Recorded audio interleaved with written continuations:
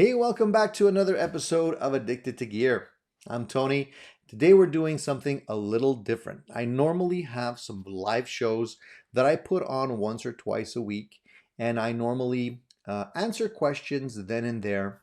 And today I wanted to do something a little different. I want to do a quasi live recording for you all where I can go and answer some questions that my viewers have left on my channel on the videos that I've produced over time that I normally answer through a comment, but I figured it would give me an opportunity to share some of my answers to these questions and go a little bit deeper than a quick question and answer that I would leave in the comment section of my videos. So normally when I do a live session like this, I normally have people that are live answering and answering questions the viewers will ask during the live events. But in this particular case, it's not the live, but I will answer the questions and share them with my viewers so that you guys can see some of the other questions that other viewers have asked that you might not be aware of. So let's get started and look at some of the questions or comments. So Taras says that he just bought one of the HSS configuration Squier Contemporary series guitars for 250 euros. And the guy that he purchased it from installed locking tuners, strap locks, and replaced all of the pickups with an assortment of Warman pickups. Let me tell you, it's one of the best bang for the buck I have ever paid for in a guitar. It truly sings and has a quality look and feel to it. I have more expensive guitars than this Squire, but the Squire sounds better. The only drawback is the jack output that seems flimsy and the nut that can be better. But hey, we're talking about a $20 upgrade. Really quality guitar. Chinese guitars are getting so much better. So the first thing I want to say about the Squier Contemporary series guitars is that I was really impressed by them. That so much so I actually purchased two. I purchased an off-white sort of pearlescent one and a red one. And I really purchased them because right off the bat I was very impressed by them. I thought that the quality was really, really good for the money you're paying for these type of guitars. Now, if you want to put together a parts caster or something like that for the same equivalent amount of money, you probably won't be able to do it. So I thought going into it that I would purchase these guitars and use them as a modding platform specifically for pickups. And to be honest, I haven't changed the nuts on these guitars that I purchased. I haven't changed the bridges or the output jacks or the electronics. The only thing that I actually did upgrade on them was the pickups. And that's the reason why I did purchase them. Now, if you're planning to do like I did and get a guitar that you can actually use for modding, these are ideal. Are they perfect guitars? No. But again, for the money you're paying, it's very, very difficult to get a better quality guitar for that much money. And I really like the fact that the necks were not finished in a poly. They were sort of left raw. I like that a lot because the feel on the necks is so much better.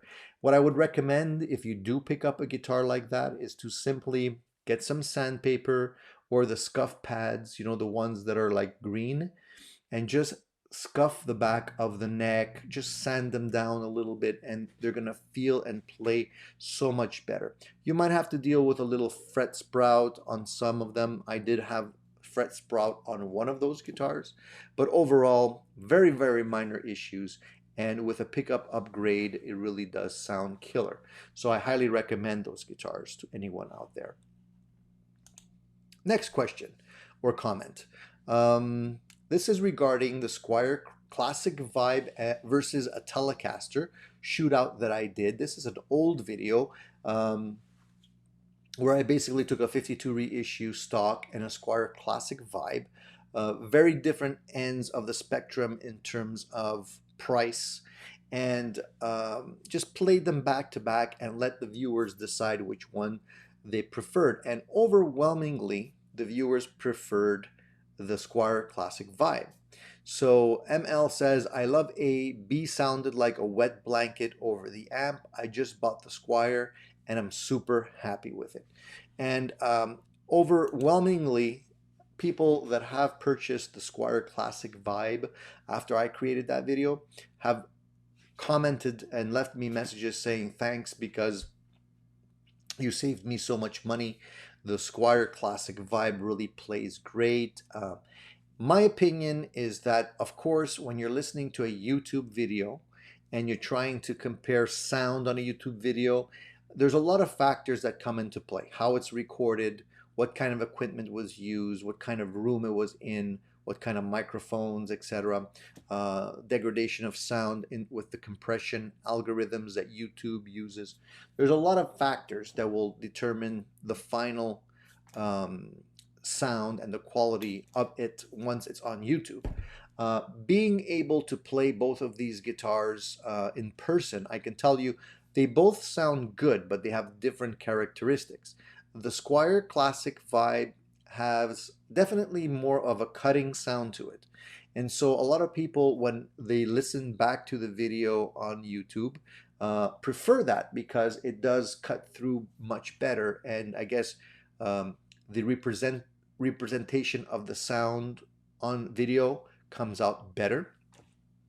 The 52 reissue has a little bit more of a rounder sound to it compared to the Squire. Having owned both of those guitars, I really got a lot more mileage out of the Squire Classic vibe because it was less expensive. It played great, had a very cutting sound. So in a live situation, it definitely was great because it would cut through the mix really, really well. And I wouldn't worry about it getting banged up or anything like that. The neck was different. It wasn't as bulky as the 52 reissue was. So overall, I was even afraid to take out the 52 reissue too often because I really didn't want to bang it up very much. So I was a little bit more hesitant to use it. And it stayed in the case a lot more. Now, a couple of years down the road, I ended up selling the Squire Classic vibe. I still have the 52 reissue. The only reason I sold the Squire Classic vibe is because I did have other Telecasters that I purchased after the fact that were more to my liking, not necessarily better or worse, just to me had more of the features that I wanted in a Telecaster, and they worked really, really well. So I didn't feel I needed to keep the Telecaster, and I ended up selling it. Do I regret it? Not really, but overall, I think that eventually I wouldn't hesitate to grab another one if the opportunity arose because they're great player guitars. So that's all I need to say about that, I think. If you own one of them, you'll know what I mean. Do you think that if you put a Gibson Classic 57 on the bridge, it will sound even better or not? Currently, I saw that this one that is the same as yours comes with the Alnico 5 Burstbucker. So this comment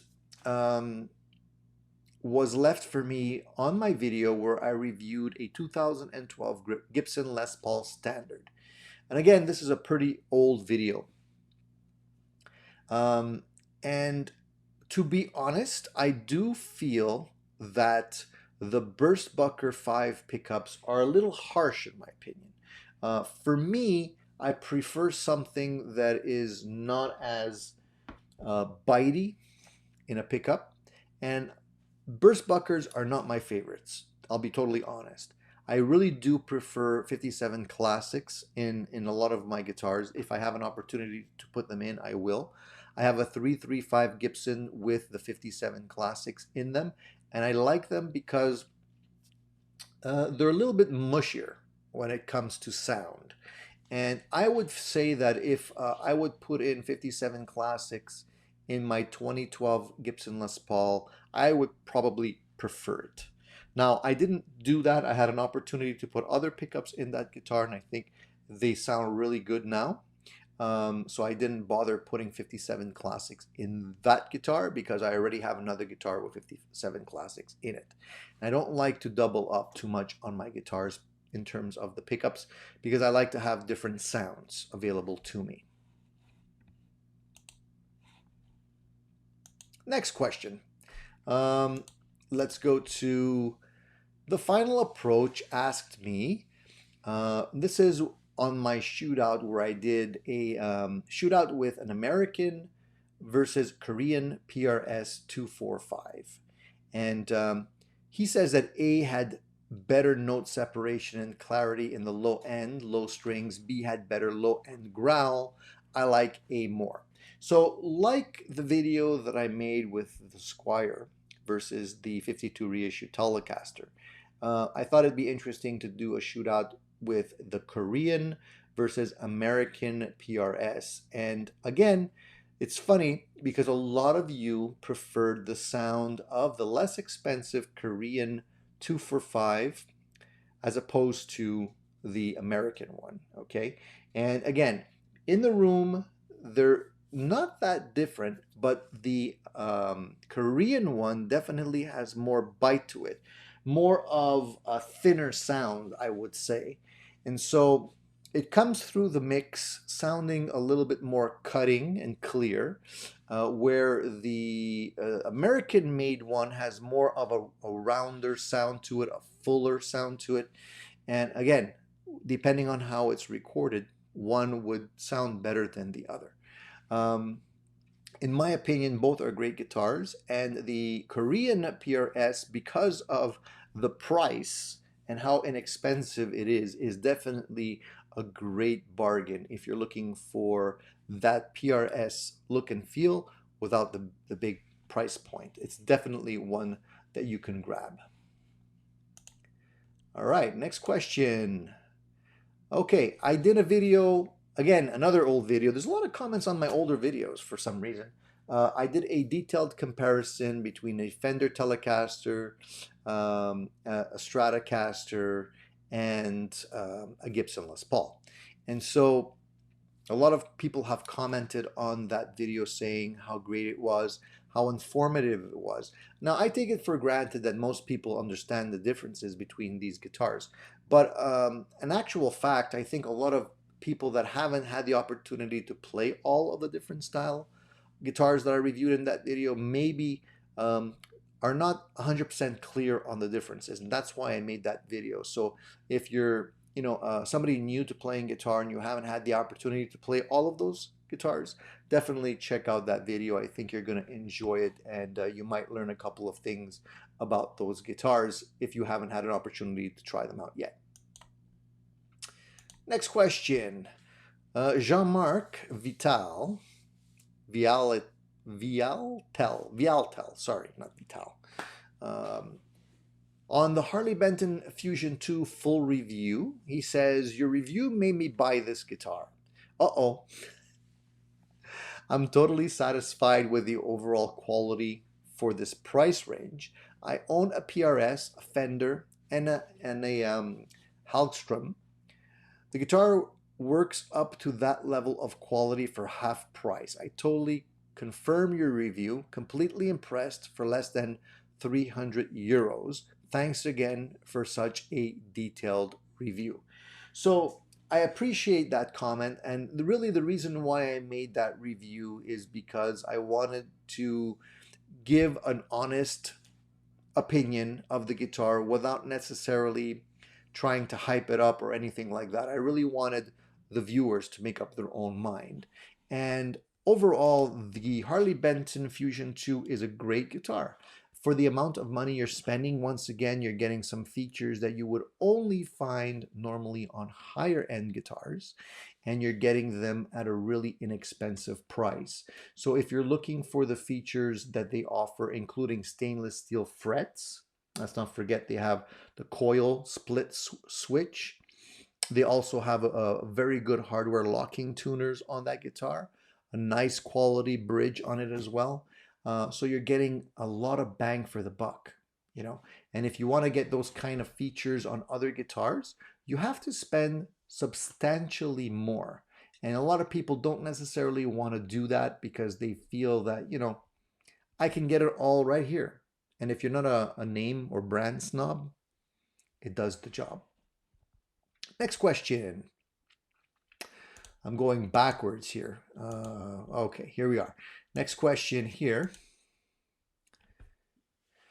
Now, this is a question that was left on the Harley Benton SC450 with P90s that I reviewed. And he says, if you're buying or promoting the sale of CCP, intellectual property, theft guitars because it's cheap, I guess you are okay with your cheap stuff being built by enslaved people. I have no problem with products made in any free country. I have a problem with CCP enslavement of billions. You are likely unwittingly promoting and economically aiding this ongoing enslavement.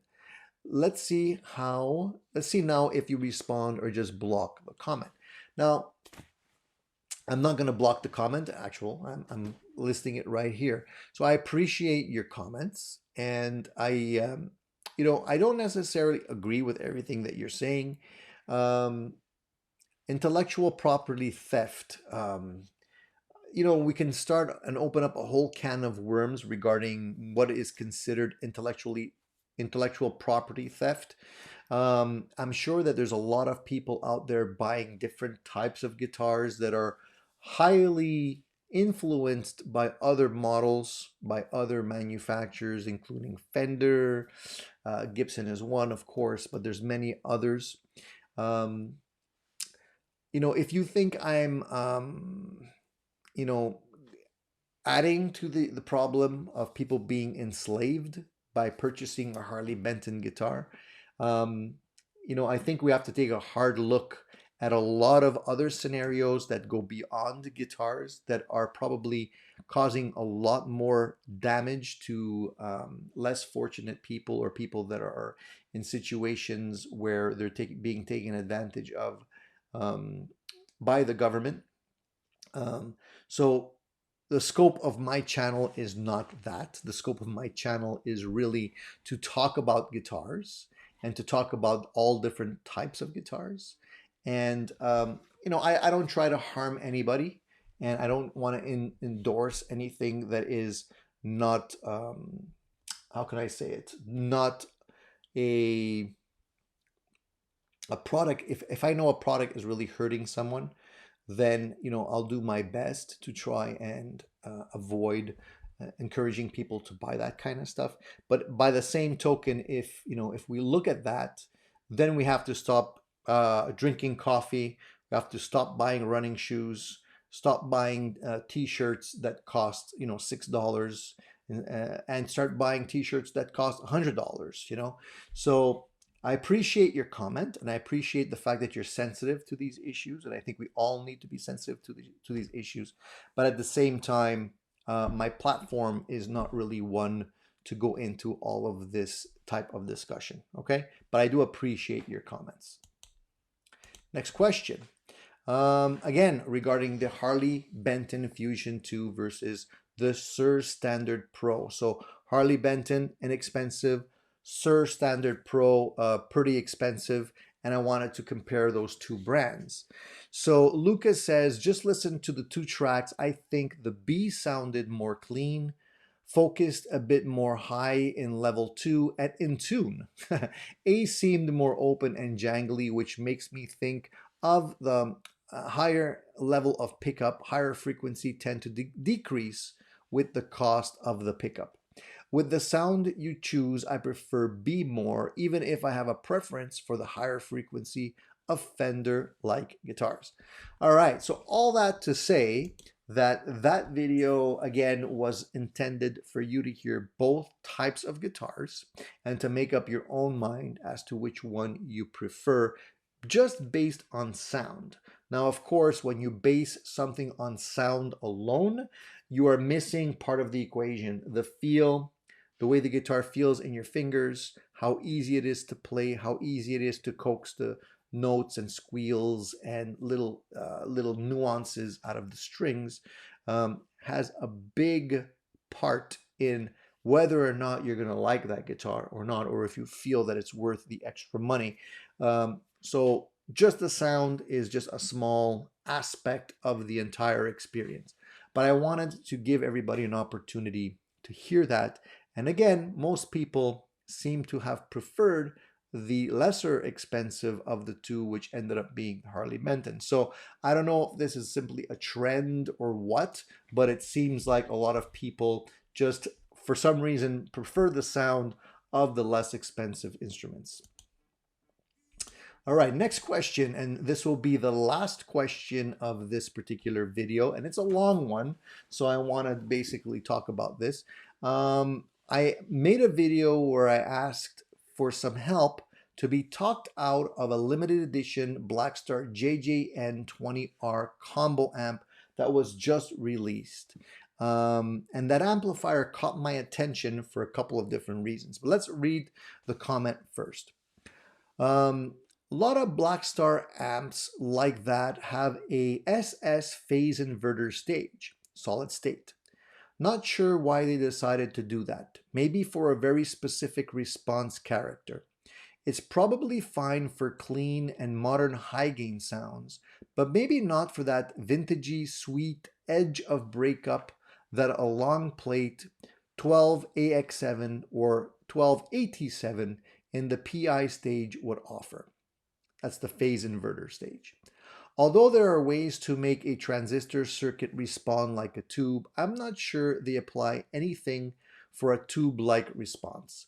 PCB board amps are also harder to fix or mod. So it's a matter of that versus features. The 2-watt 10% switch option can be added to any amp with a few dollars of high wattage resistors on the output stage, so that's no big deal. The variable tone stack knob is nice though. I'd try cranking the clean channel and tone stack knob at the 2-watt setting to see how the amp section sounds. Listen to how smoothly or not the PI stage breaks up.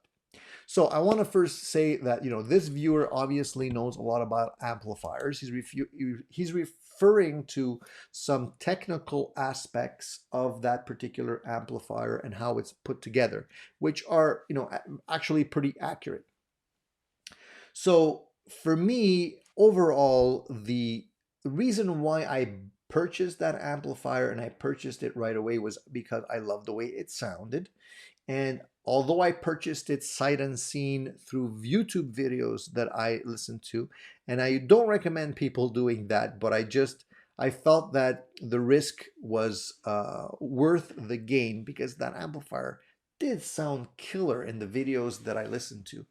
And I'm going to be honest with you guys, I haven't actually made a follow-up video where I'm playing that amplifier yet, for a reason, because I wanted to really put it through its paces really well and understand the amplifier fully before I do that. Now, I just want to say something. So far, I'm loving that amplifier. I've played it in my studio here. I've played it in a live situation, and the live situation for me is really the determining factor when I purchase an amplifier, because oftentimes it'll sound great when you're playing it alone, but it really has to fit into the mix perfectly to be able to cut through. And although the amplifier is only 22 watts, it's not extremely loud compared to a 50 or 100 watt amplifier, but it's plenty loud in a gigging situation, right?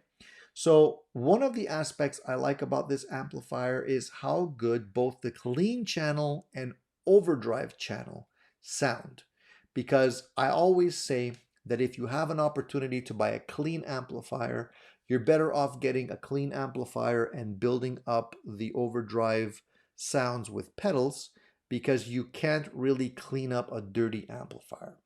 Now, that being said, both channels on this guitar work really, really well. I don't feel that the Blackstar amp is playing second fiddle to some of my Fender amplifiers.